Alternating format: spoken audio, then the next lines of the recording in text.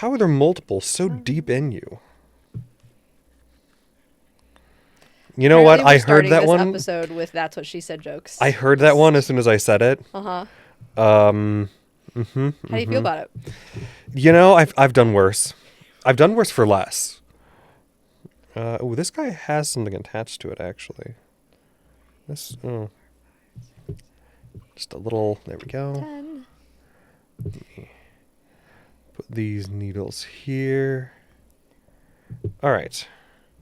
Oh, but then there's still you. You're not coming out anytime soon, are you? Oh.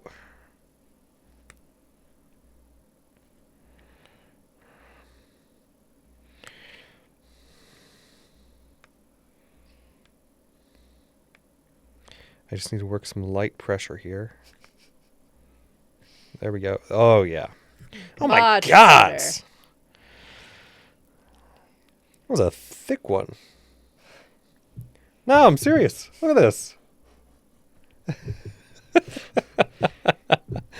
Hey, you know what?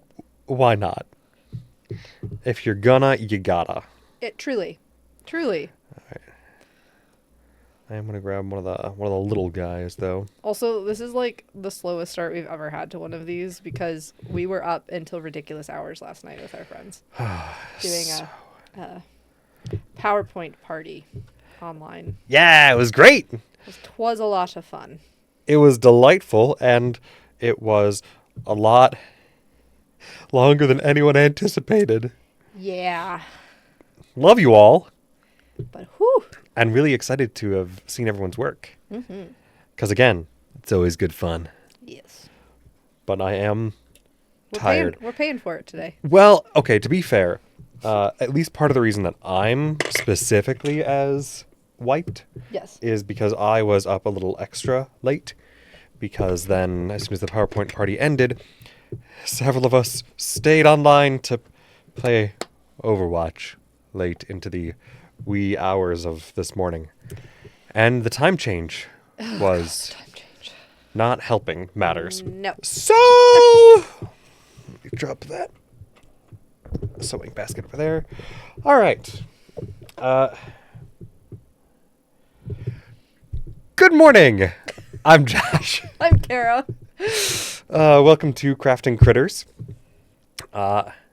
We tend to craft various things. I'm usually either knitting or right now, I guess, sewing because I have some socks to darn, as I did last week as well. Kara does crochet. I crochet.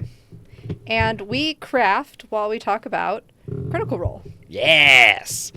Specifically and most often, Campaign 4, as it is the current campaign going on, though as Kara eventually someday makes her way back around to watching more of Campaign 1, which Yeah. you started a while ago, Yeah. and then haven't continued, Yes, eventually sir. we'll get more into that as well.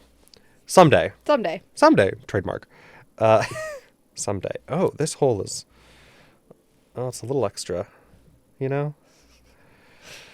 Sorry, don't mind my inverted sock puppet arm.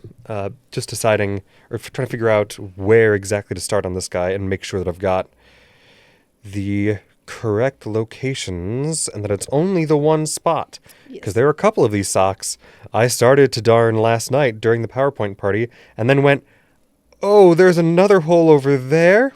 Oh, and that one's got a hole. That one's wider than I thought. Good. Good. So, yes. I did get through a good number of them, though.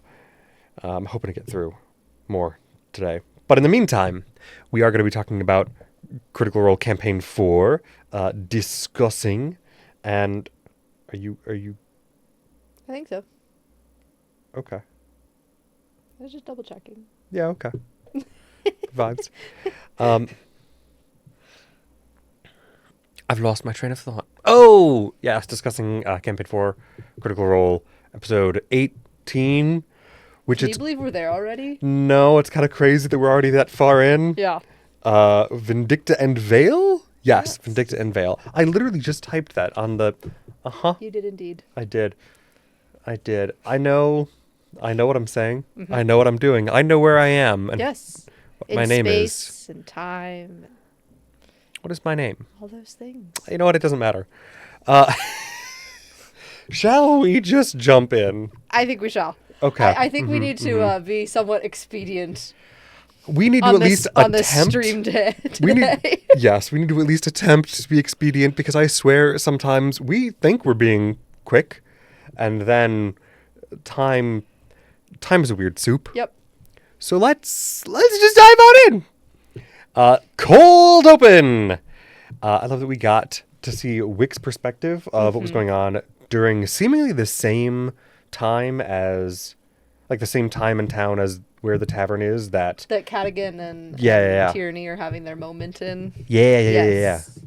I wasn't sure at first, but as Brennan kind of set the scene, I went, oh, yeah, okay, this is probably that. Yeah. Especially with he and Teo have gone off to get some supplies, and Thimble, of course. But I kind of like that he took a little detour. Especially, and again, given just how complicated his relationship with his family and his faith is. Yeah. Especially right now. I just thought it was really nice to see Wick just try to go find some random small like country bumpkin priest to just go, hey, let's chat a little bit and seek a little bit of guidance from someone else in my faith who definitely does not understand at all what I'm going through, but oh gods, maybe I can try to bounce something off the wall here. And get some kind of guidance or idea of whether or not what I'm doing is right or wrong or... Yeah. Well, the fact that he went in saying he was seeking... initially saying, I would just like to light a candle. I didn't get to celebrate Candle Feast with my family or any of my loved ones, really. And then also switching it very quickly to, well, I guess I'm here for a confession, basically. Right.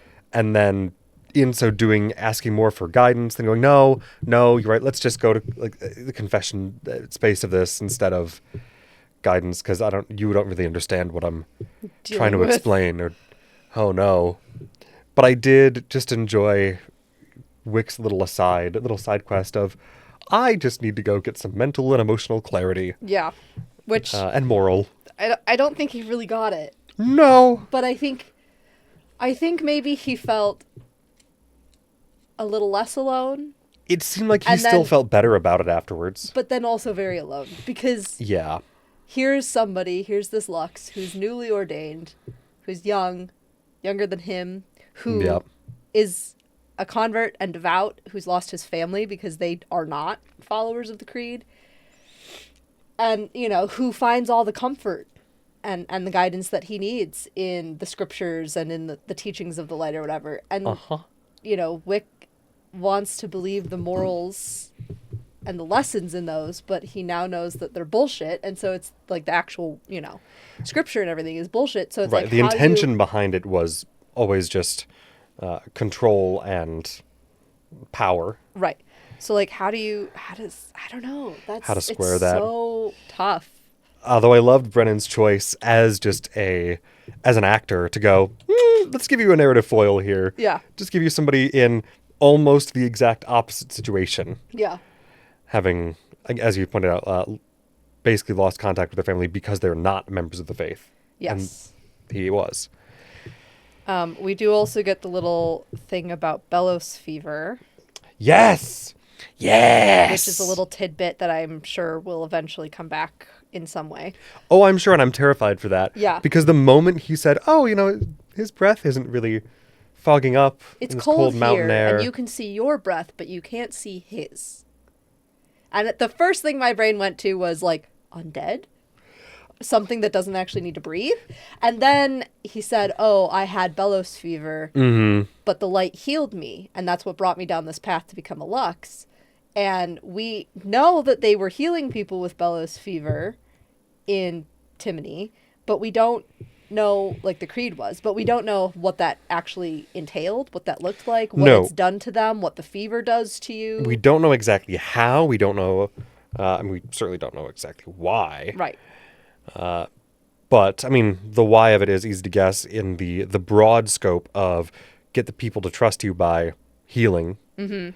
Because, oh, well, yeah, they're trustworthy. They help people. Right. Obviously, they're trustworthy. Which, dangerous in its own right. But the addition of, oh, there's probably something additionally magically and physiologically destructive about being cured of this thing? Right. Or at least, Or it's kind if of not like destructive, metamorphosizing? I can speak, I swear. it's like long COVID. Yeah, Like yeah. the bellows fever makes your lungs really hot and makes it hard for you to breathe and whatever. And now, well, are his lungs still hot and warming, or have they become so cold that his breath now matches that of the cold mountain air? Right. You know, and it's like, Which that's a little bit more the vibe I Yeah. got. But I also am wondering whether hello, would you kindly, thank you. I'm also wondering specifically if part of what they're doing to cure the bellows fever is using things infused with filament. right. So yeah. if in some way, exposure to enough filament that has been prepared in a particular way can have this effect on someone, and I don't know what the intended effect is, Right. because I'm assuming that whatever's happening to this kid's lungs are, a lesser side effect at most of what's actually going on. But that leaves me perplexed, confused, very concerned. Yeah. And I will now be on the lookout for random characters who are not described as having visible breath in cold situations, or Right. maybe in other situations are... Well, and it's affecting the Fae too. Yeah. That are stuck here. Yeah. And like badly, like it's decimating them in a lot of ways. So I kind of am wondering if once the Sid thing gets kind of figured out, and we get everybody back in the same place to have their kind of debriefs and then go off and do their own things again. Yeah. I wonder if the Soldiers Table's next mission is going to be figuring out the bellows fever and what the Creed is doing regarding that. I wouldn't be terribly surprised.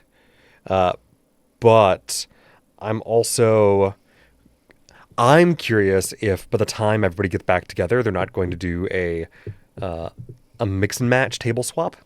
Oh. Because we do keep getting this idea that Thimble wants to be with Octus and Octus wants Thimble to be with them. At the very least, they need to do an exchange of information. Yes. At the very least. They need to debrief. They need to chat. Something. Yeah. Which hopefully they'll get sometime soon. Hopefully. I know. I don't, we'll see. But, my heart breaks for each of them for so many reasons. But I am assuming that because of the various leads that we have by the end of this, I think there's going to be some extra variation in the tables, in the current makeup at least. Which could be very interesting to see how that goes. Yes. I don't yet have... because we're discussing this so soon after this episode came out, and soon in terms of when I was able to watch it, Right. I don't yet have predictions on who I think will be swapped where and what exactly their goals will be. Though, I mean, we have some of that, but I think I'm hoping to have... Julian, Octus, and Thimble will end up together. Because I think they all have good reason to want, and therefore Valus, I think they all have good reason and very strong motivation to go to the Golden Orchard. Yes. I'm assuming one party will be going to the Golden Orchard. Yeah. I'm assuming that'll be like the continued Seekers, maybe, or maybe the new soldiers. Sure. Either way. But I could go either way on that. The curiosity there for me is who else might decide to also go to the Golden Orchard. Yeah. And why. But I agree, definitely those three, I think. And maybe Taisha, though. Again, Taisha might... we'll get into that a little bit more, because Taisha, I think specifically with what we've learned about Mara the Wing this episode, I've got some extra thoughts there. Okay. But let's... I don't think I had anything else about the No, mostly it was just that it open. was sweet, and we know he's struggling, and... Oh, and specifically that the... in regards to Wick casting Detect Good and Evil... Oh, right. That the scroll that had the Lux's orders on it were specifically... reacted to that spell. Yeah, it pinged somehow. Yes, and so he stole it. Yes, which... well done, bud. You showed up immediately, lied to a priest, stole some holy documents from them, and that was the other bit that I loved. That Brennan just very, very casually went, "All right, I see your lie to this priest, and I one up you by acknowledging it." With the "Well, you're telling the truth now, Nick." Yeah. Also, Wick, you got to come up with a better alias than Nick. Yes. At least he didn't say Nick Halovar again. Right. Yeah. I don't think Deluxe had any idea who he was. No. But I think he thought that name was a lie. I actually, I don't think he did. You don't? I think Deluxe bought the name. I just think the Deluxe was very much like, oh, I'm in over my head with whatever's going on with you. But I think that was all they really had for the cold open. Oh, there was one little thing that I did watch some of their like announcement playhouse they've been doing for their opening sponsorship reads. Yeah. I do not watch this. That's fair. I usually, it's kind of a coin flip whether or not I skip past them depending on what else I'm doing. If I'm also knitting or sewing or doing something, sometimes I'll just let it play because I go, I'll catch it later. Or, like, I'm not worried about skipping ahead or whatever. But the reason that I bring it up this time is because I think you would find it very amusing that specifically Sam and Travis did a heated rivalry bit. Okay, I'll probably have to go back and watch that then. Yes. They kind of have no idea what they're doing, but it's great. It's very silly, goofy. And I think it's you know what? I think it was a World of Warcraft sponsor read. That's hilarious. Yeah. Okay. I don't remember if I'm making that up or not because my brain was just so distracted by Travis making innuendos in a Russian accent as everyone else sat there going, what's happening? And Matt going, no, continue, please. Delightful. That's hilarious. And as enjoyers of heated rivalry. Yes. Well, I knew you'd enjoy. Yeah. No, I'll go back and watch that. just for that bit. Just for that. Yeah. Yep. The rest of it, it's fine, whatever.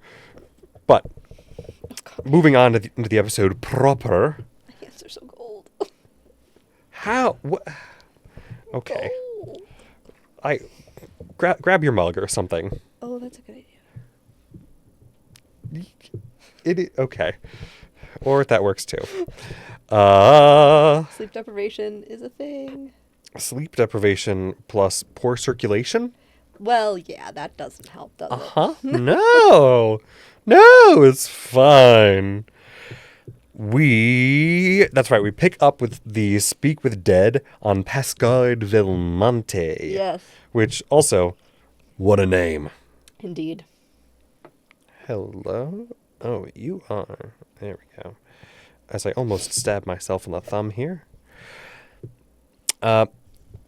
The description of Speak with Dead, specifically as like talking to his ghost on the path, I found very interesting. Yeah. And a fun choice. Yeah. That I like kind of this bringing people in to see the conversation. Yeah, she brings both Taisha and Julian in Yes. at different points. Because Taisha had some questions, but also because Julian was able to read Sylvan. Yes. And through conversation, it came out that... there we go. Sorry. That Pascard had a Sylvan script tattoo on his back. Yes. Though we can't see it now or they couldn't see it because of the whole flesh and skin being gone thing. Right, on his actual body. On his actual body being, mostly bones now. Tough to see. Yes. So what I kind of found interesting about this, right, is we get a lot of information from him. Yeah. We get a bit. We have the fact that the coffin is a contrived artifact, that the plates were originally holy artifacts from the Shaper Rowan, the trickster. Which I think actually we knew some of this. We did know that. Yeah. But what he said was that whatever Thiazi was trying to create or make a set of artifacts, like the plates actually weren't it that he was looking for. But because they were related to the trickster, he wanted the coffin, wanted the plates. So there's something else going on with Thiazi and the trickster and artifacts that this kind of is our first, there's something else going on here with this. Yeah, I find it very interesting, the idea of what it is that Thiazi was trying to do. Yeah. What it is that Thiazi was... Why was Thiazi collecting various... artifacts. Yeah, celestial-related artifacts. Gods and different celestials. Because this is the coffin of a celestial. He wanted the Stone of Night Song, which is made from the rib of a celestial. Now, it's entirely possible that Thiazi somehow had information that Taconis were... the Taconis family were, scooping up various sources of celestial corpses. Sure. Which, by the way, we did in this episode get confirmation that Chalcidian is celestial bone. Right. Specifically, which does track with what we had previously discussed when the soldiers were in Timony, when we found out that the Taconis family had been going around Timony to various dig sites, raiding tombs. And I think we had discussed the possibility that they were collecting either something related to holy artifacts or looking for celestial corpses. Correct, yeah. So I think that's most likely what was going on there. Yeah. And it's possible that Thiazi found out about some of that because we don't know the extent of his network and the full extent of how he knew what it was that he knew that we're just finding out about now. And it, maybe he knew, they're going after celestial bone.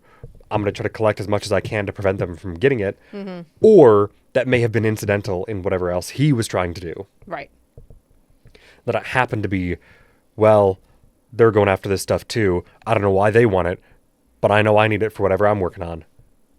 Which is kind of more where I'm leaning. Yeah. But at this point, I wouldn't be terribly surprised to learn that he did have some greater inkling of what was going on at... Well, and he knew about Belair.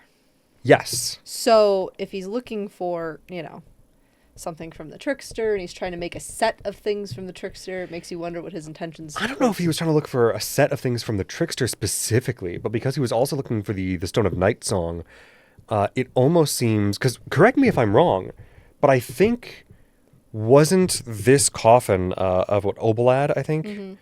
Wasn't Obalad a halfling psychopomp? And the Stone of Night Song is also effectively the elven psychopomp. Right. So if he's collecting artifacts related to each of the Shaper's angels of death, I'm wondering if he was trying to collect things specifically to figure out a way around the current problem in the realm of death. Okay. Of it overflowing. Yeah. Either with collecting artifacts related to other psychopomps to... I don't know. I'm not sure exactly what he was trying to do with them other than somehow attempting to use them to fix the flow of souls from the realm of death. Yeah.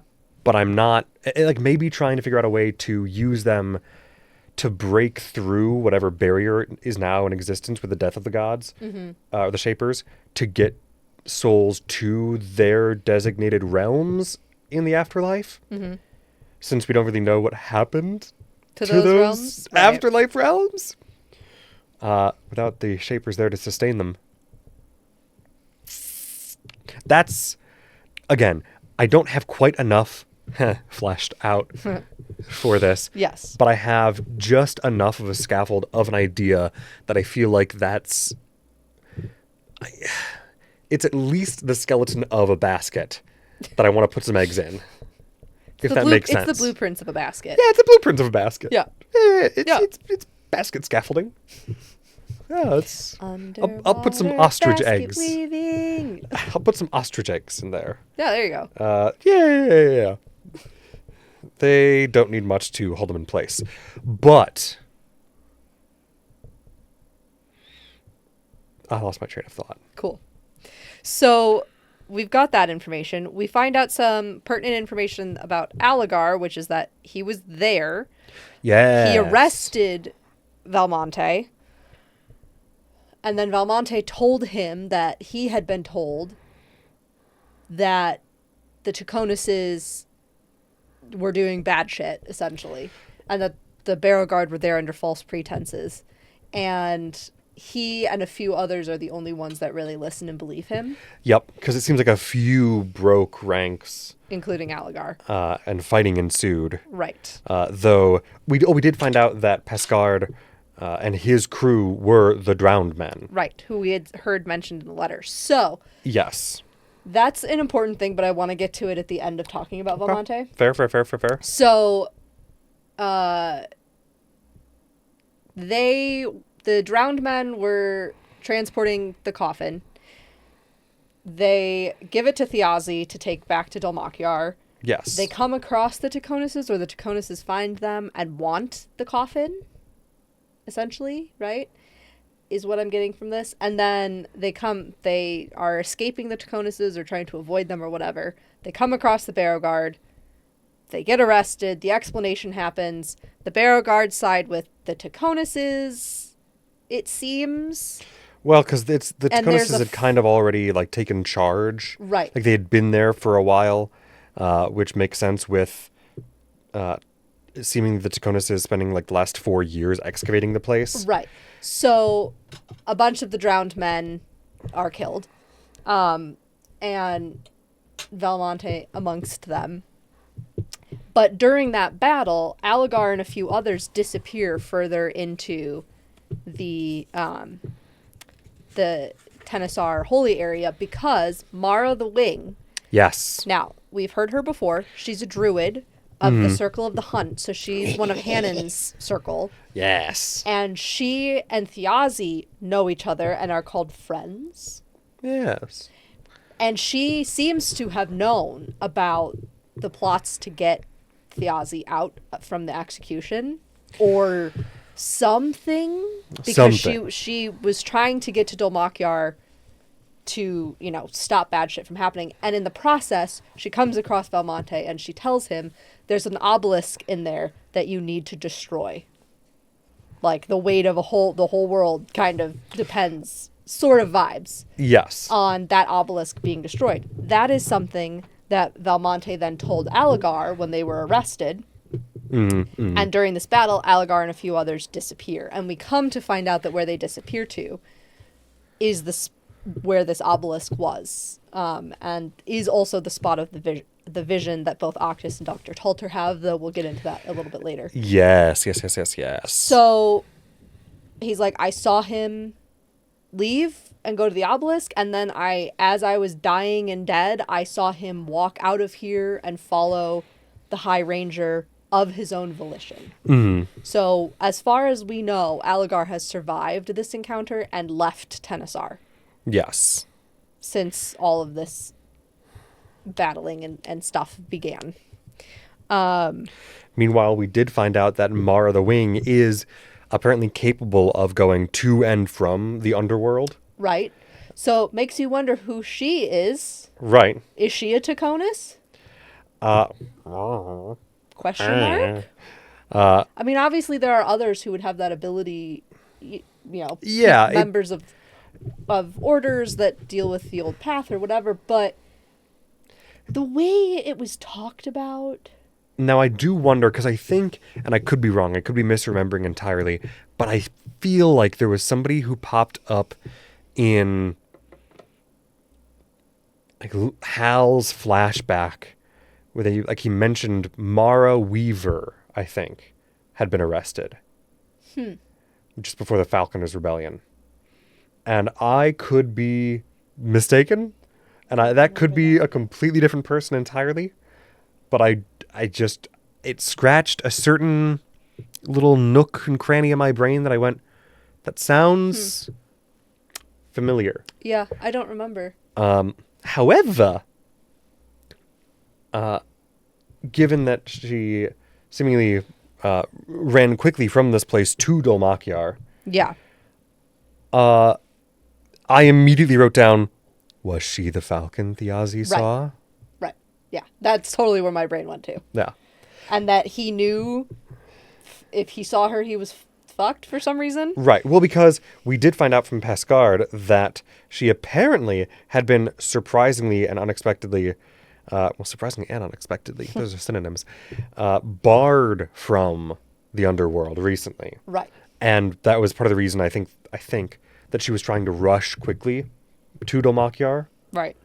Which has me thinking that maybe she sent him a message cantrip in Falcon form and was like, I can't get you out of Tenebril if you die. Right. That maybe she was supposed to meet him in death. Right. If he did die. And, well, actually, that he probably did intend to die. Right. Because he never even tried to break even the false rune. Yeah.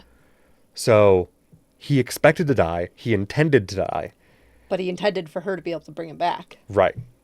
And she's like, I'm fucked, man. So are you. Right. So whatever plan that they had running, up in the air. Uh-oh. Yeah. Because he did switch very quickly from, that's fine, this is how it's going to go. Yeah. Oh, shit. Hey, Hal. Hey, brother, please. I love you so much. Here are some important things you need to know before I go. Goodbye. Yep, which he could have told some of to Azune beforehand, but he did not, because likely he thought he didn't need to relay that information. And he would definitely not tell Thimble, hey, I'm going to let myself die so that I can go figure something out about the Tenebril Reaches or something. But don't worry, because Mara will bring me back. Yep. Because she would never be down for that. No, of course not. That's crazy. She would have, called in the cavalry to chain him to a chair and stop him from doing shit. So... yeah, understandably so. Yeah. But, okay, I'm glad we're on the same page there. Because I assumed you would also make that connection. Yeah. And expect that, but it struck me immediately how likely it is that she's probably... in the dark about that. And that... and that Mara specifically is somebody who we are going to have to probably go find. Right. And that might be somebody that Taisha is specifically looking for in her next arc. Yeah. Yeah. We have a new friend. Oh, hello. Hello, new friend. Good morning. Foot hungry. Interesting. Good morning. I think, if I'm not mistaken, you also follow us on YouTube, right? I could be wrong. Oh. But I feel like I just saw you in our comments on our last YouTube video. Anywho. So then the big thing about Belmonte. Oh, yes. Pascard. Yes. Sorry, I love his name. Yeah, it's a great name.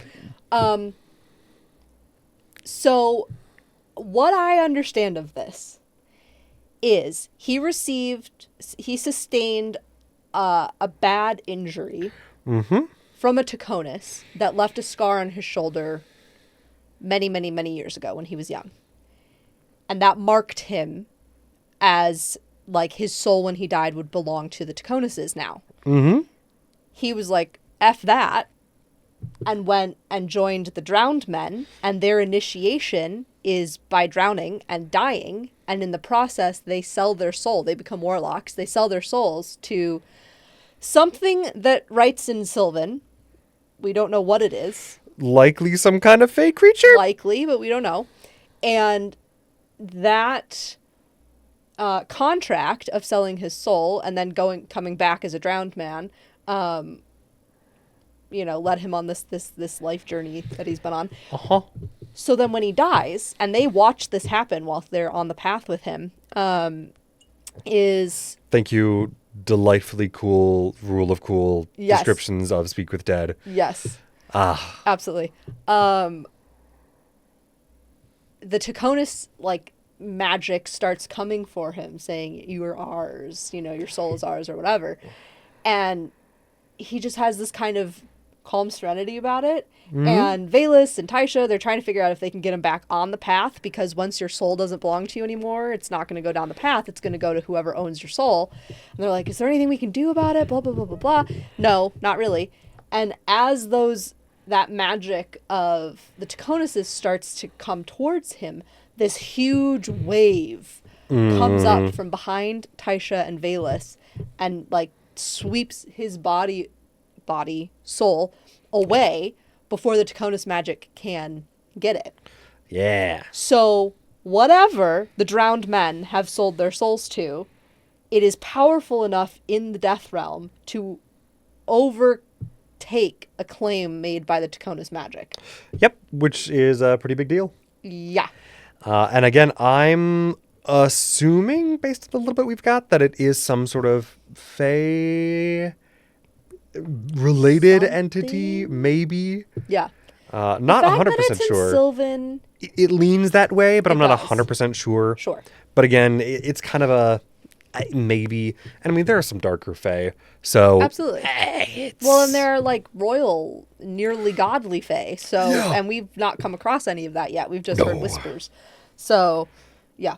No, I would not be shocked if some random archfey is going around going, oh, you guys don't mind selling your souls to me? Please. Yeah. Don't. Let me just num. It would be interesting if it was an archfey kelpie. Yeah. Oh. Because they drown people. Yeah. Yeah. But I got very much Davy Jones's Locker. Oh, yeah. Vibes from this. And that's super was fair. So here for it.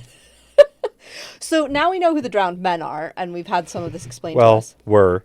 Since it seems like, their order's probably kind of done for. Yeah. At least in any current sense. Or as far as they know. Yeah. Because, with a being that strong, they could very well have other sections of order out there that we don't know about. But yeah, but at least maybe this chapter, I suppose. Yeah. What was I saying? Overtaking Taconis magic, yes. the cloak. We still don't know who the cloak is. I would assume it's the Aussie. I would assume, but I don't know. I know, but I like my theory that it's Julian. That's fair. Because he wears the cloak. That's fair. And now he's got the shadow curse thing going on. Again, I'm not saying it wouldn't be thematically great and fitting and appropriate, but I'm trying to figure out who, if they would consider him enough of a threat in that way for those letters. And I'm still leaning towards the Aussie. Yeah. But Julian would be an interesting choice. An interesting choice. Yes. Which I would not balk at. Correct. For it to be revealed that way. So let me see here. I think that's pretty much... Oh, when they come out of this Speak of the Dead, Taisha's like, is the scar that Valmonte had from a Taconis, does Octus's scar hold the same magic? Is it similar? Is it a similar scar? Right. And the answer is yes, which is part of how when he was in the Chernobyl Reaches and on the path, they were going to control him essentially and own his soul. And lure his soul towards where they wanted it to go. Right. More or less. Except that it didn't work. And so now she's like, you cannot die again. Because they will have control of your soul. Now, we also come to learn that he probably can't complete the ritual for them anymore. Yes. Because he did step off the path, because he came back, because the stone is not in him anymore. Mm-hmm. the mechanics of that ritual are pretty much foiled. But if he dies, I do think his soul would still end up going to the Chaconuses because he still has that scar. Yeah, that wouldn't shock me. Yeah. But I am curious if he could use the power of technicality to weevil out of it, because, well, he is dead and he is operating under the control of a Chaconus himself. Yeah. It's already like contract's already done. What do you mean? It's Maybe. I'm already doing what my soul was assigned to do. It's just, well, you didn't specify well enough. It's like a poorly written contract. It's just, a scar. Yeah. A scar means the family vaguely owns me. Okay, great. Guess what? I am the family. Right. And that actually could be another thing with killing off enough of the rest of his family. He becomes the only one left to control everything. Yeah. Well, I'm telling you, he and Wick, parallel but different storylines going on here. You know? There was still a lot of tension between him and Taisha. Oh, yeah. Which, like, so much so that even Julian's like, okay, I think you're probably giving him a little too much of a hard time. Which, you know, it's bad when Julian's like, maybe Taisha, you're just a little too harsh. Yeah, that sent me a little bit.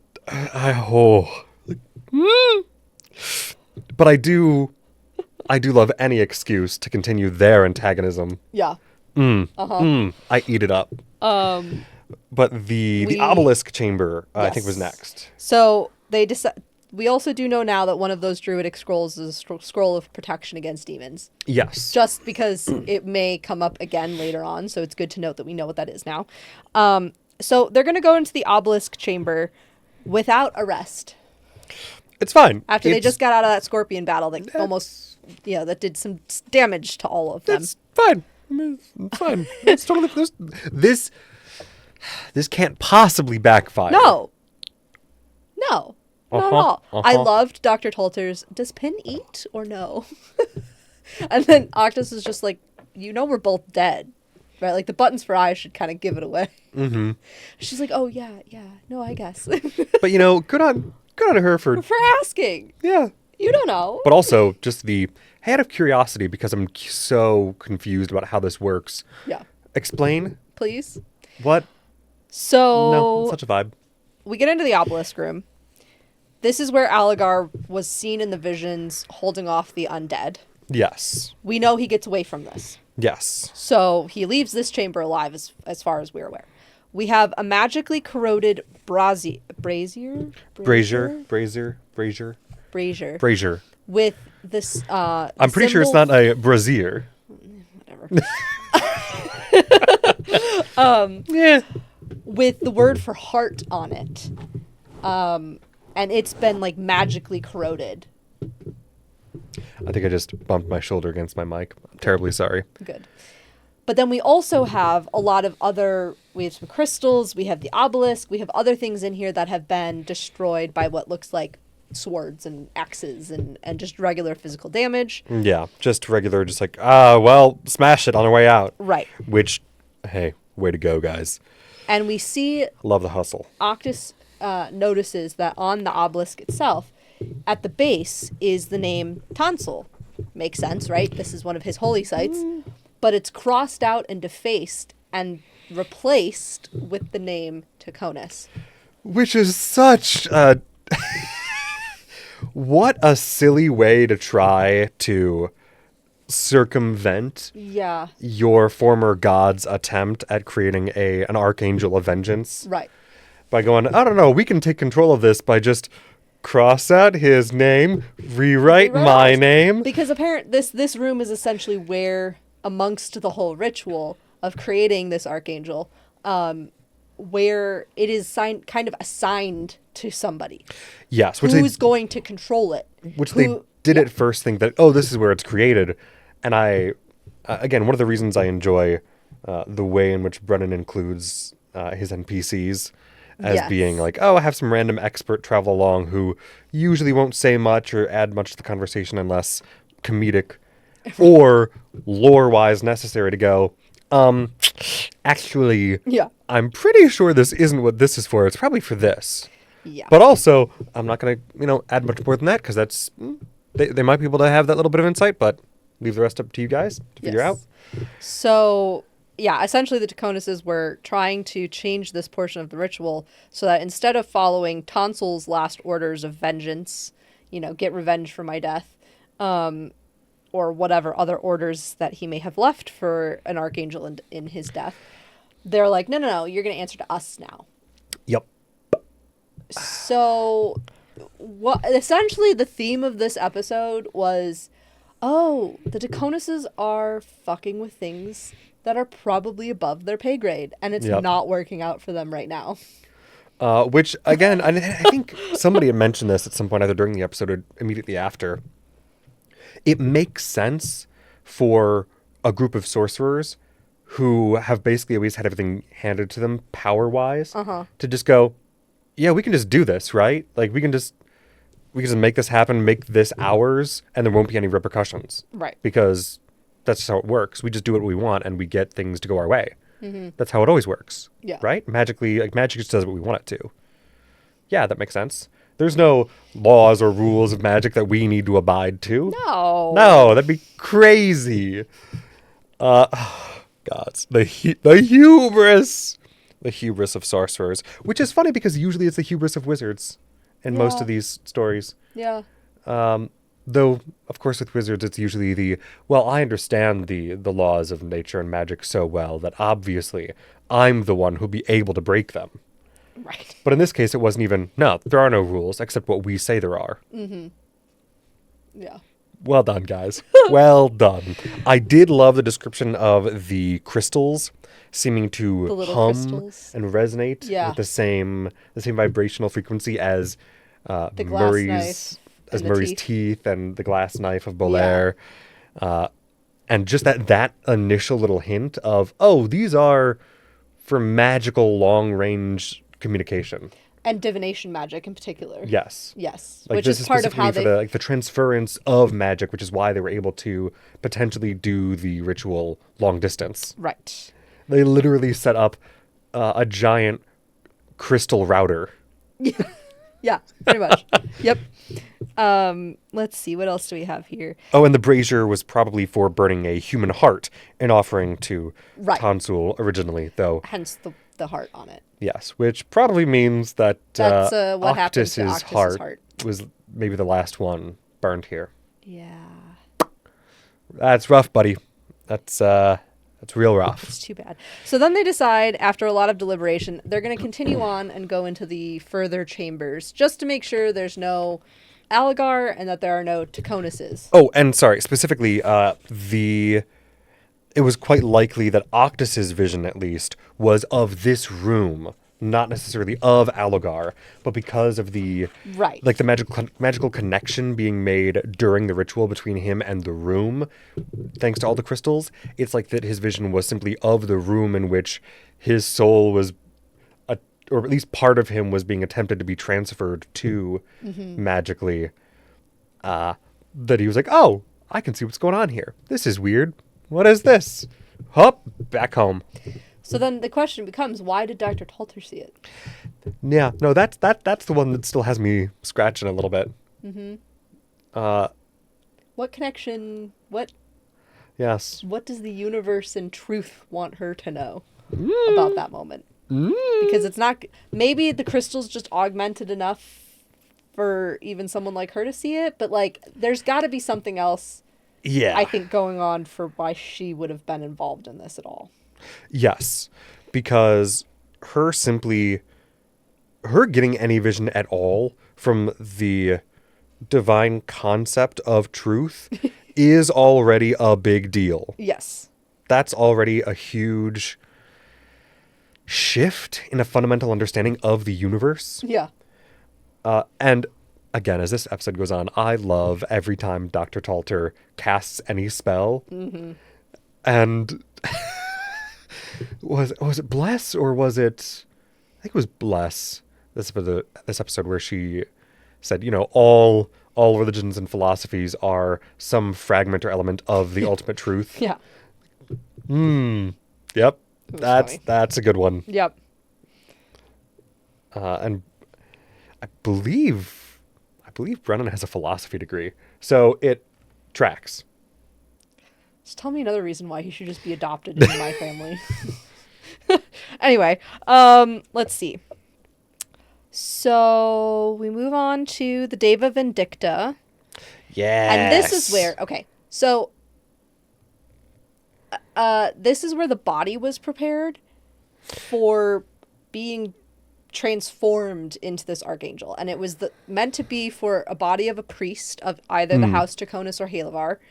And the heart would be removed while they're alive, brought back down in procession to the obelisk room, burnt, etc., etc. But the freaky thing, the Draconises have a way of embalming a body while a person is still alive. Yeah. And that's what they would do to these, or were supposed to do, to the priests. Which I love Which is- how much everyone at the table went, hang on, man, we can't just brush past that. Yeah. Give us a second. To come to terms with What that. do you mean? Which, Yeah. no, I think that's, I think that is a real thing too, actually. Like, I think there are Embalming some, someone while they're alive.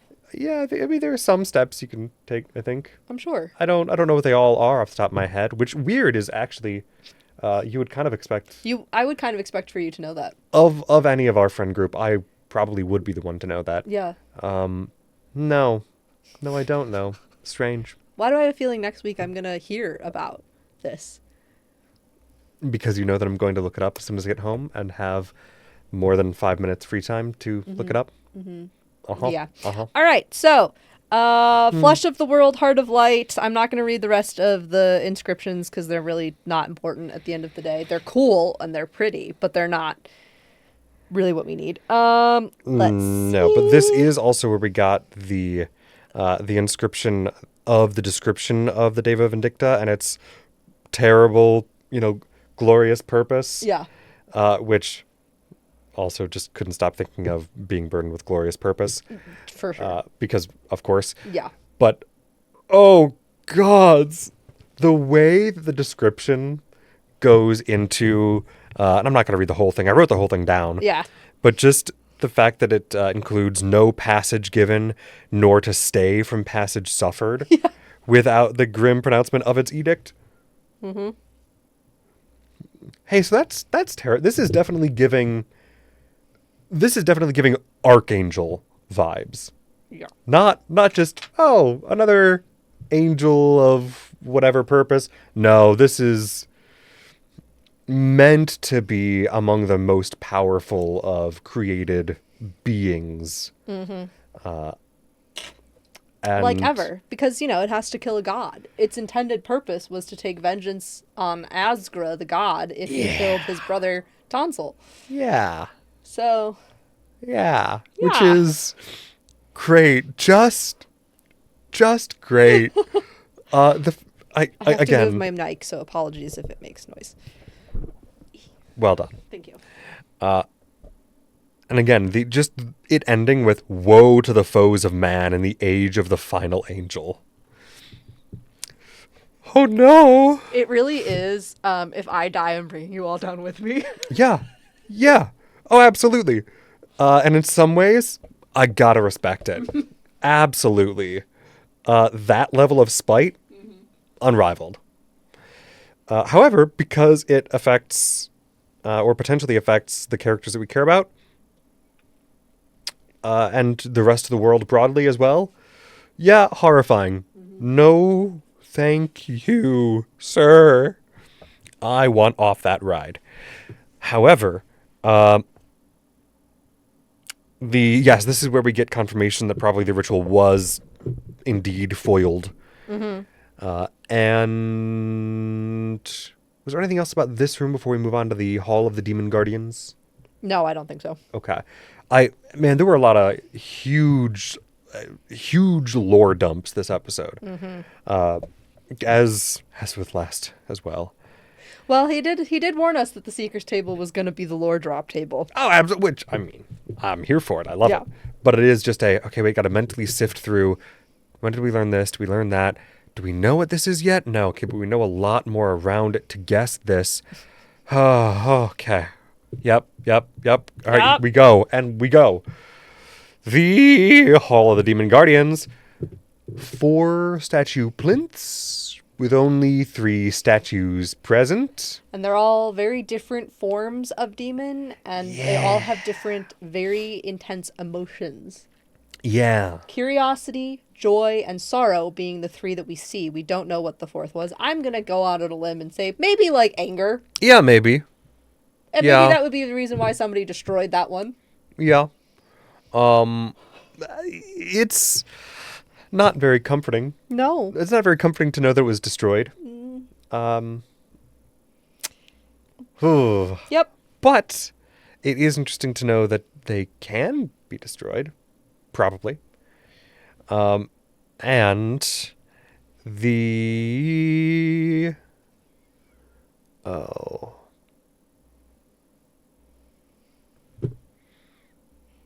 Oh, I don't remember if it was right here or a little bit later when Taisha was talking about if potentially her son was one of the people to destroy one of them.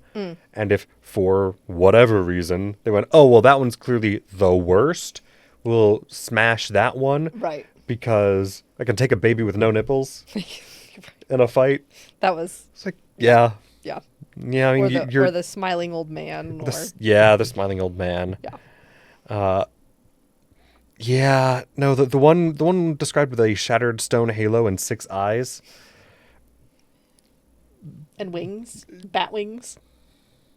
I mean, hello? But it was sorrowful, so maybe they could take that one because it was sad. Yeah, you're right. You know? Honestly, that makes it worse for me. Yeah. That makes it much scarier. Yeah. So... You never want to fight a sad demon. Right. Well, I don't know if you want to fight a demon regardless. But for some reason, the vibes I'm getting are not good. Yeah.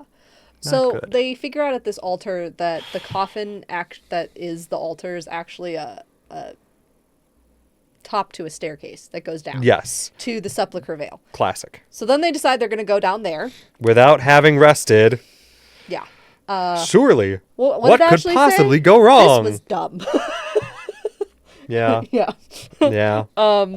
And they hear... I mean, Matt said, you could convince Julian if you try. And they all went... Julian was the one that was like, let's just keep going.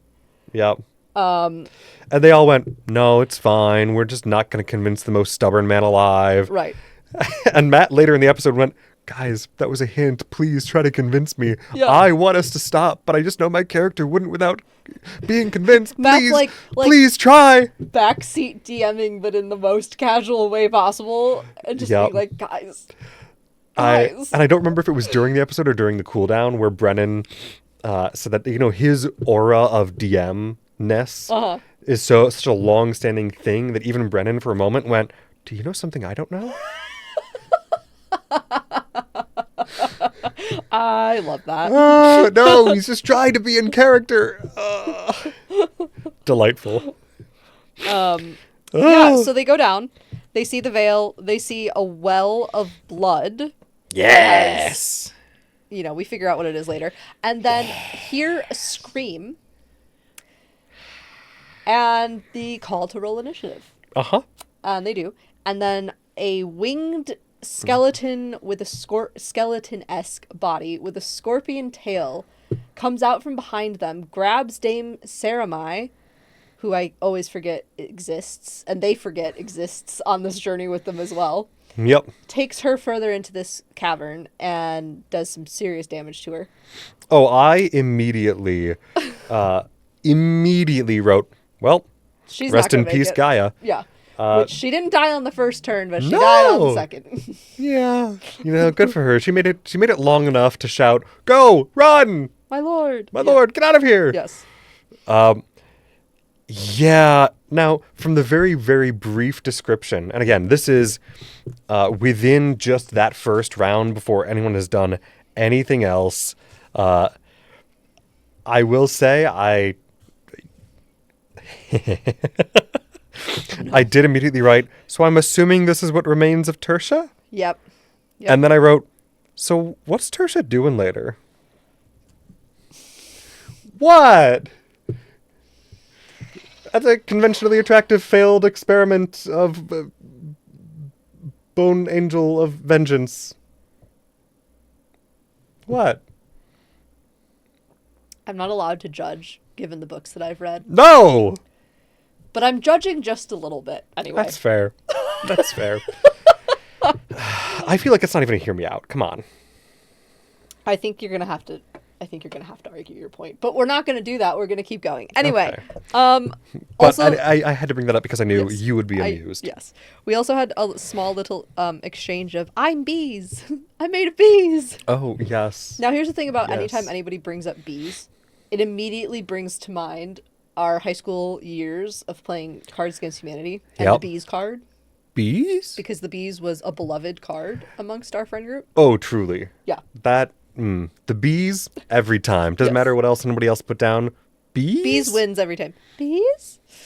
A cardboard box made of bees? Oh, that's good. Do you remember that? I think that was one of them. I think it's from the, I think that's from the box set. Box. Yeah. A box within a box.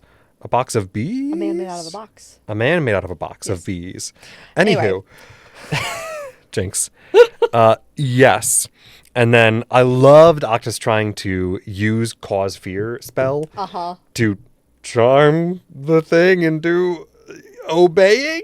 He's like, I'm a Taconis, and Does it's it count? supposed to listen to a Taconis, right? Yes. Which also, again, love the use of, maybe I can use the technicality to take control of the situation, but also just the added, I'll throw the oomph of trying to add a spell to this Yeah. to help the situation, maybe. That, I always appreciate seeing that, fun creative problem solving, and Brennan's willingness to go, you know what? Sure. Yeah. Let's give it a shot.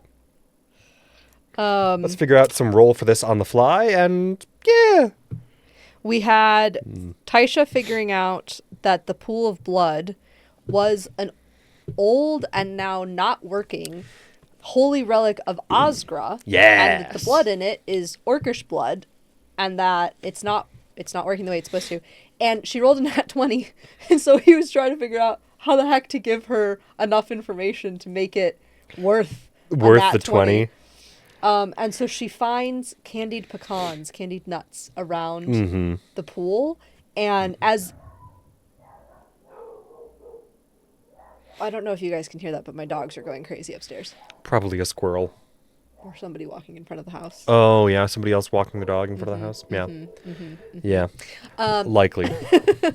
So Cuties. those kinds of nuts in Orcish tradition are eaten and, like, you know, laid out during funerals. Or at least some were at Thiazi's funeral. Right. So, like, but I also referred to them as, like, street food. yeah, but like an honorary, like in honor of, you know, Yeah. the dead who died to fill this pool of blood, we're leaving Yeah. some little snackies behind. Uh-huh. So she's pretty sure it's an Orcish druid that did something to this thing. Which, again, seems to indicate Mara, from the Right. little bit that we know. Because we know Mara was here at some point. Right. And she got a feeling that this person was connected to Thiazi. Yes. I think it's Mara. Yes. One I'd say could like argue, 90%, 10%. Yes. I don't think Aligar would have snuck away to get down there and not have been attacked. No. So, probably not him. But he fits all the other potential criteria. Yeah. Yeah, but I feel like, again, there would have been more specific Yes, as do hinting I. or inclination that Which it was is why specifically her son. I don't think it is, but I think I could see people questioning it. Yeah, no, you it's know. fair. I get you. Yeah.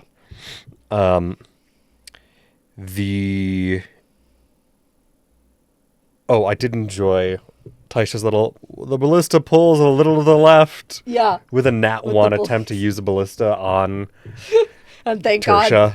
God Julian ducked.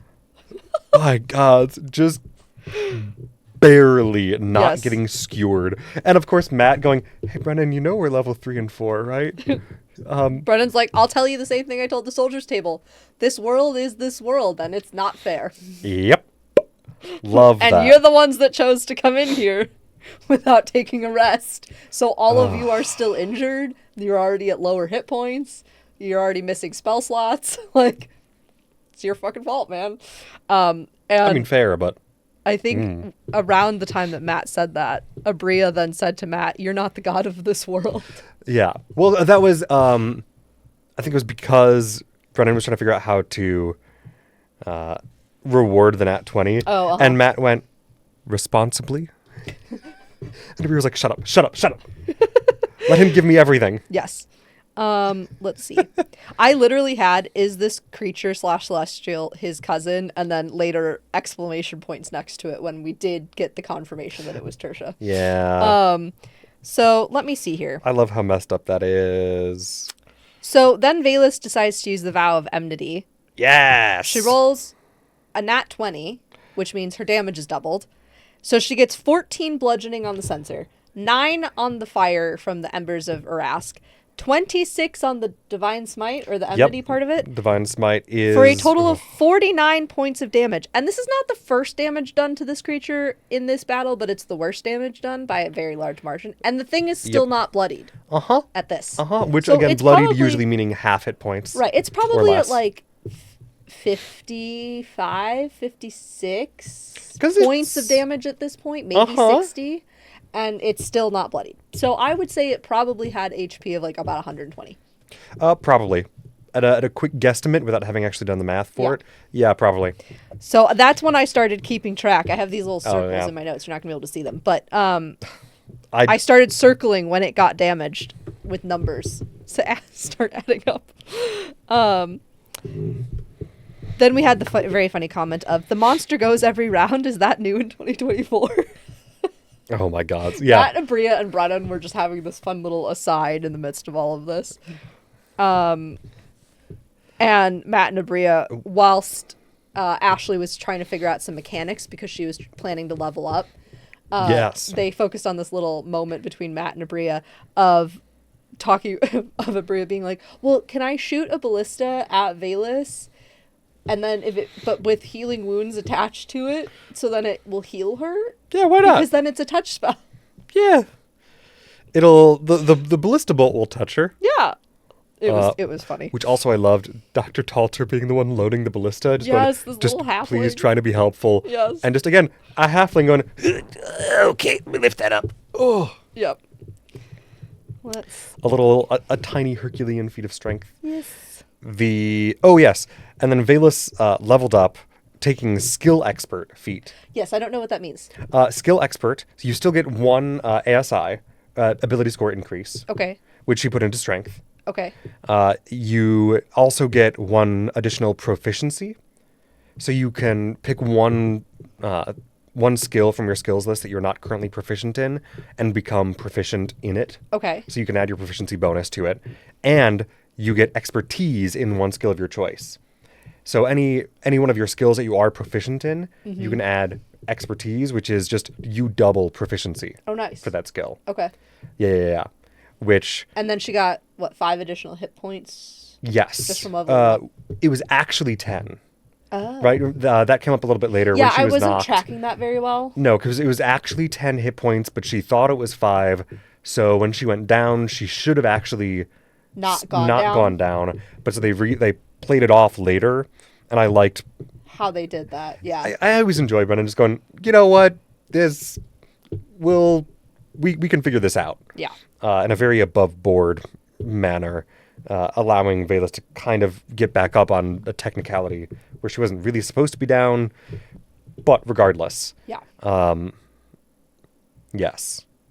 Which I will say, expertise is one of the things that usually makes bards and rogues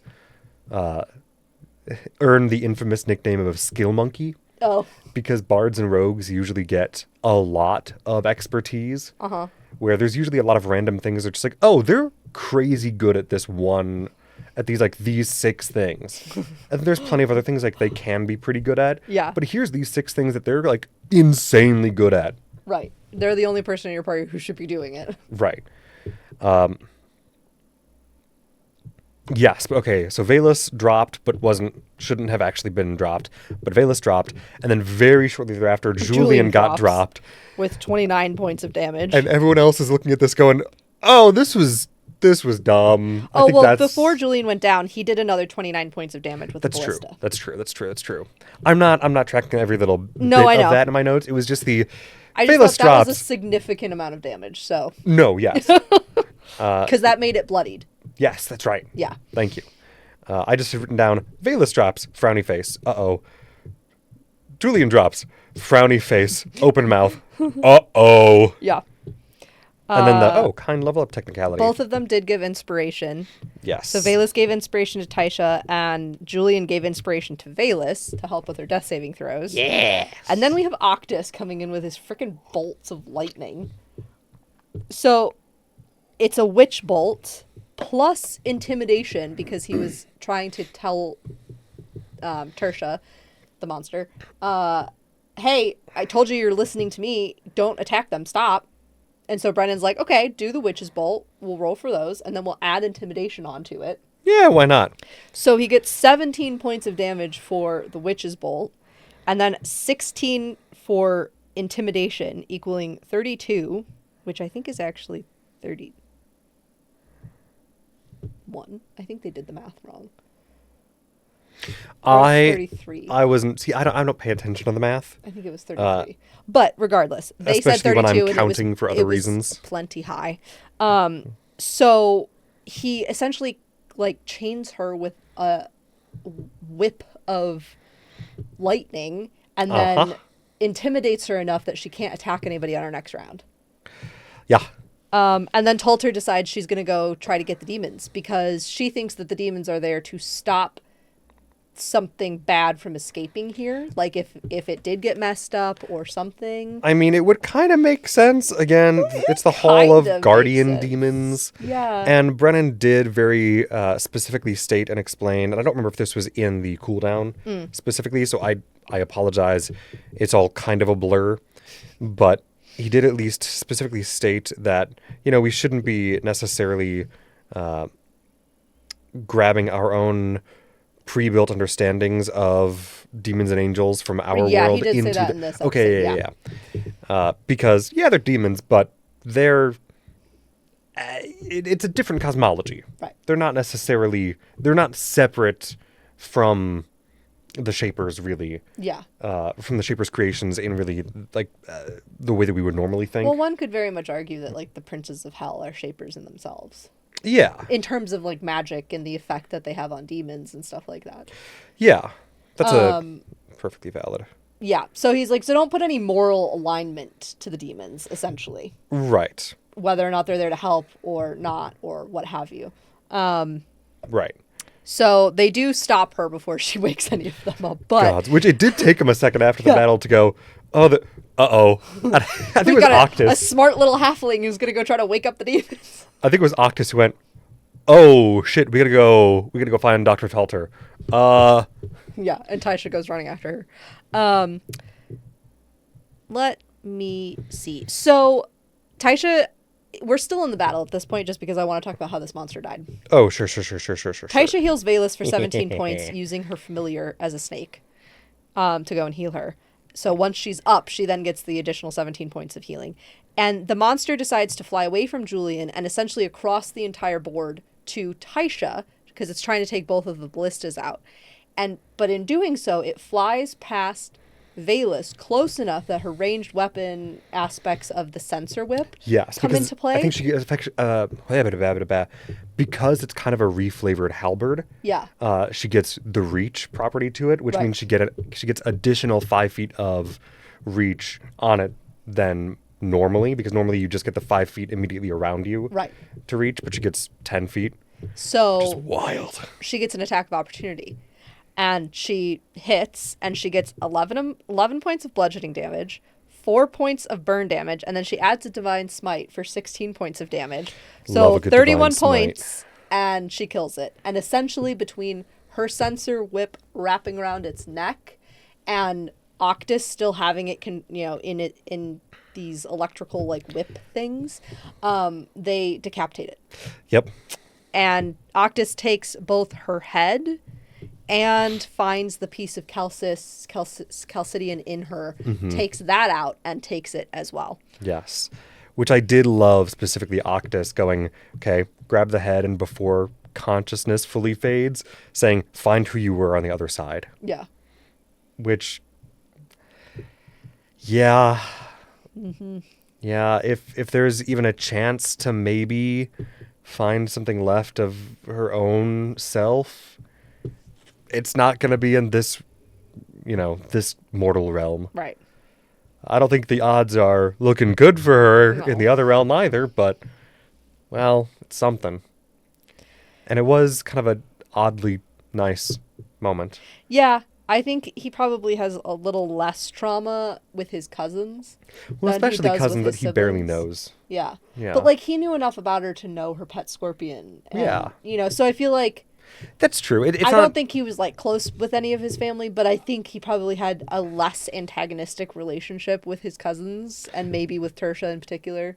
Yes. Yeah. I did love Julian quite literally putting another notch in his belt. Yeah. So now he's tracking, as they kill Taconuses, he's putting notches in his belt. Which I love. I love that for him. That's pretty nice. That was literally my next note too. Pretty nice. Okay, so we found out about something being stolen from the blood pool that made it not... It was profane now. It wasn't the same thing it used to be. It's like pointless now, and the blood's starting to coagulate. Scab over is almost how he described it, which Yeah. is disgusting, and I love it. So then they decide they spend some time profaning and destroying as much as they can in all of the chambers, and they clear out the barracks, which Taking some gems. Right. They take some gems from the obelisk room. They take any papers and stuff that they find in the barracks that they didn't explore before they came in. And Julian gets an insight check that Primus really was trying to kill and destroy the Royce and Divinos lines at the Palazzo, but that whatever went wrong here, in addition to what went wrong there, and then what went wrong in the Tenerbral Reaches with Octus stepping off the path and coming back with Taisha, all of that combined to make it not work the way Primus thought. Like, Primus really did intend to wipe them completely off the face of the earth, and the fact that Aranessa and he made it out was, he gets from this insight, a culmination of all of these things going wrong, which a lot of it went wrong because of the hubris of the Taconuses. Yeah. Which we love a little Percy Jackson. Oh, yeah. Hubris is your weakness moment. Oh, it's always good.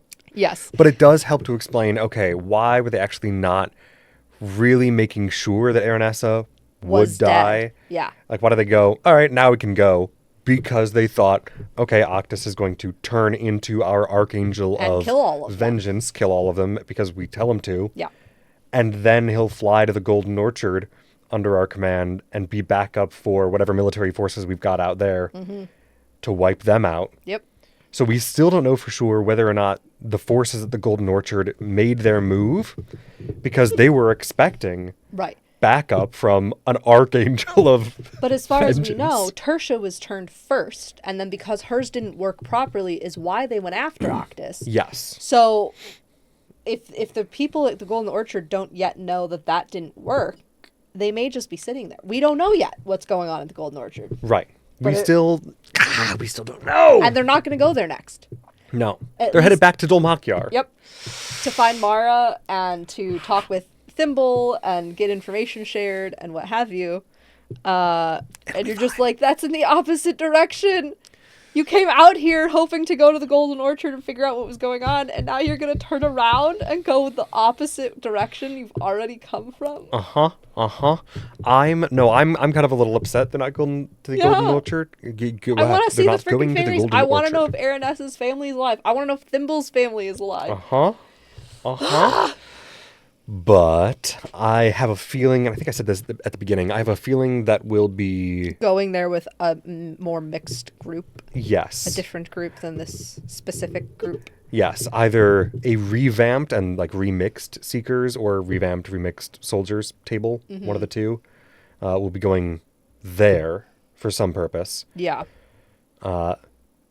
Taisha will at some point be going after Mara. Yes. If not anywhere else. And And I'm sure there are still other leads that we will pick up that may lead outside the city. Yeah. With the schemers. Well, and it was interesting too. They said during the episode at the very end there that they recorded this episode in December. Yeah. So they have now 3 more months of filming under their belt. And I'm like, do they go to the schemers? Do we get an episode where everybody makes it back to Dalmakiar first? Like, I think they said we're going to the schemers next. Yeah. But I'm like, how much of that's going to happen before everybody comes back? That's fair. You know? That's fair. Because it feels like the Seekers have been gone less time than the soldiers. Yeah, weirdly, yeah. Because they spent time in the woods, and they chose to go the slow roads in a lot of ways, and it took them days once they were even in Timony to make it to where they were going, and then they had to go further, and whereas it kind of feels like the Seekers have made it here in like a week. Well, but they did spend they spent a good while just traveling from Dalmakiar to Riesengürtel, I think. I think that was a good week of travel. So I think we're seeing the second half of their travels, but now, well, their second half of their travels out, but now their travel in will be, just as long. So I think it'll still work out. The soldiers will get back to Dalmakiar before the Seekers. Mm-hmm. But maybe not by much. Okay. Yeah. I could see that. Yeah. Yeah. Now I am curious. I'm curious how many new leads we're going to get from the schemer specifically before everyone else shows up to share what they've learned and go, oh shit. Oh, you've shit. got, hey, thanks for the information, the new debrief, but we got to give you a whole new download of awful from whatever's been going on in the city since you left. I live in fear. I've said it many times before. The schemers table scares me the most. Yeah. But I'm so excited. It also feels like, in some ways, the schemers have the most to lose. Mm-hmm, mm-hmm. Well, again, especially with Hal's kids. Yeah. It's the... And Taisha loves her kids, but she hasn't been a part of their lives on a regular basis in many, many, many years. No. Whereas Hal is regularly in contact with all of his kids and, whatever. Right. Yeah. Yeah. No, it's... And now we know Murray was actually really more a foundational member of the Pentevril than we thought, so that's got a lot more weight behind it. Right. Which, there was already a lot there with just the, hey, this place helped make me who and what I am. Right. But also no, you also helped make this place what it is. Yes. And we have Azune, having essentially lost his parents in their attempt to get him and his sister to someplace more safe than where they had grown up. Right, somewhere in their childhood that, at the beginning of the Falconers Rebellion. Right, how he became a mercenary at 14 years old. Yeah. Yeah. So it's just and then Bolaire. And then he's clearly invested a lot of that into the city. Yeah. And so, watching him struggle with, all right, the city's going to hell in a handbasket. Gonna golf and learn lore. Here's a funny thing. We're actually kind of wrapping up. Yeah. So, perfect timing. I missed it. However, I'm joking. I will be joining for golf as soon as I get home. I will not be playing, but I will be playing Pokemon while I watch you guys play. Nice. Yes, I've heard such good things about this super there was battle something, There was golf. Something about landmines. Oh yeah. That happened yesterday. Oh, I was watching a little bit of that. Landmine chaos on the putting green. Yeah. So anyway, I think this episode was a lot of figuring out the ritual and realizing for sure that it probably was actually foiled. Right. And that learning that Alligar is probably alive, but he's not here anymore. We don't know exactly where he is now. Or if we're going to find out anytime soon. Right. Then he may have taken a different route back to Castle Torch. Right. which I would hope so, because I don't know, man. I just hope he's okay. I do think Or like the night that they got off the the highway that they walked on. Like the night that they went off of that maybe is the night they stepped onto it. Right. You know, missed connection kind of moment Tia Viria? I didn't write it down, so I can't even I go have check. it in my notes, but I'm not going to find it. Yeah. My book is closed, so we're done. It's yeah, no, I thought about putting more thread onto this needle because I realized that the sock has a hole on the heel and the toe. But I only patched the heel because that's what I had thread for on that needle. And if I bothered to rethread it, I looked at my notes and went, oh, we're kind of at the end. Yes. I may as well just not even bother. However, these are Critical Role Pride socks, actually, funnily enough. I love that. Sorry, we've got auto mod coming in. Oh, fun. And I got this far on my next granny square. Hey! For my temperature blanket. So I only have 3.5 rounds left. Dang. And those last 3 rounds go really fast because they're all just single crochets. You move crazy quick on those things. Yeah, I finished one yesterday during our trivia with the chorus that you're a part of. Yeah. Yeah. So, no, it was wild. I look over and I'm like, oh, Kara's done. And funny. She's finished. We got a comment. So, you know, we post these live streams, very slightly edited versions of these live streams up on YouTube. And I can't remember which episode it was, but it was probably 3 or 4 videos ago where we were doing multiple episodes in a video. Sure. And we got a comment from one of our followers that was like, I don't understand how you hold your tension with your yarn with 3 fingers. Like, however it is that I hold tension in my... And I'm like, I don't know, man. It just works. That's... I've never thought about it. I didn't realize it was weird. I don't know. As long as it works, it works. Yeah. C'est la vie. Yep. But anyway, I think that really covers it for us for this one, don't you? I think so. So we'll be back. Yeah. The YouTube video should be up sometime Tuesday or Wednesday. Mm-hmm, mm-hmm. And then next weekend? Yeah, hopefully next weekend. Anyway, we can figure this out off stream. We can. In the meantime, we'll be back sometime Friday or Saturday to talk about episode 19. Have a good night, guys. Take it easy. Thank you so much for watching. Oh, I have to go. Get an early lunch with my grandfather for his birthday. So yeah.